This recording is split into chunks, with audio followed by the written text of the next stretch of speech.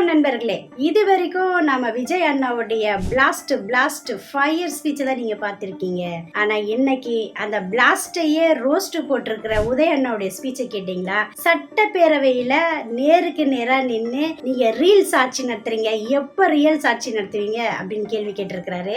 அது மட்டும் இல்லாம முதலமைச்சர் போறதுக்கு முன்னாடி சோஃபா போகுது, புஷ்பா பாணியில நீங்க ஆட்சி நடத்துறீங்க, ஊவத்தூரையே மிஞ்சக்கூடிய ஆட்சி நடத்துறீங்க, மக்கள்லாம் யோசிக்கிறாங்க இந்த ஆட்சி நிலைக்குமா நீடிக்குமான்னு சொல்லிட்டு ஒவ்வொரு வார்த்தைகளையும் அண்ணல் பறக்க பேசி இருக்கிறாரு. பேசி முடிச்சுட்டு வெளிநடப்பு செஞ்சுட்டாரு. நம்ம விஜய் அண்ணா இதையெல்லாம் யோசிச்சு உடனே பதில் சொல்வாருன்னு பார்த்தா அதுதான் நடக்கல.